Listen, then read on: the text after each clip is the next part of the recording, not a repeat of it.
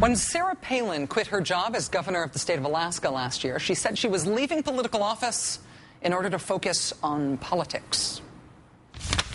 The problem in our country today is apathy. It would be apathetic to just kind of hunker down and go with the flow. We're fishermen. We know that only dead fish go with the flow. I choose for my state and for my family more freedom to progress all the way around so that Alaska may progress. I will not seek re-election as governor. Since quitting being a politician in order to focus on politics, Governor Palin has made a ton of loot. Book deals, $100,000 per speech, the Fox News gig, quitting the stupid public servant stuff, but staying vaguely in politics has been very lucrative for Ms. Palin. Quitting actual politics made her a lot of money.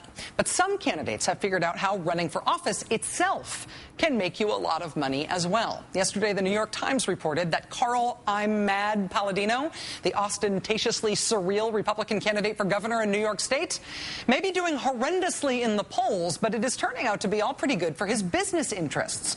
Quote, of the $3.8 million that Mr. Palladino had spent as of September 27th, nearly $2 million has gone to companies he owns or controls. Mr. Palladino's campaign houses out-of-town guests in a budget hotel he owns, leases cars from a rental agency he owns, parks cars in a garage he owns, and uses the services of an accountant whose other job is at Mr. Palladino's real estate development company.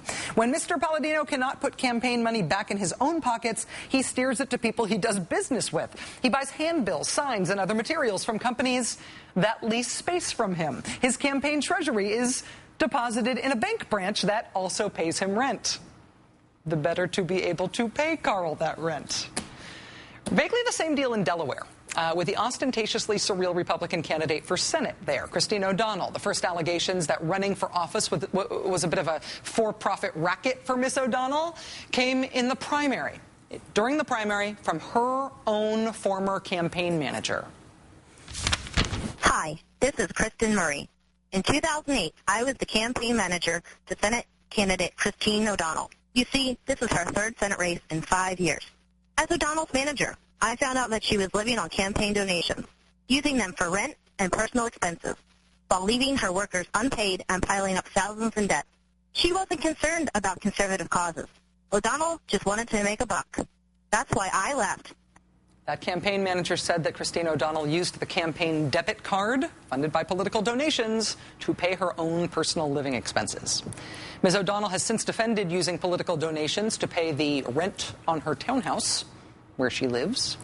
Carl Palladino and Christine O'Donnell are not favored to win their races, to say the least. Mr. Palladino, at last count, down by as many as 18 points. Christine O'Donnell down by 17. But they are running such nutty cuckoo for Cocoa Puffs campaigns that they're getting tons of national attention. We can't help ourselves. Even or maybe especially if you lose, this politics thing can be a nice way to get a new wardrobe. It can be a nice way to pay your townhouse rent. It can be a nice way to pump a whole lot of cash through your various financial interests. Running for office is becoming a racket. Nice fake work if you can get it.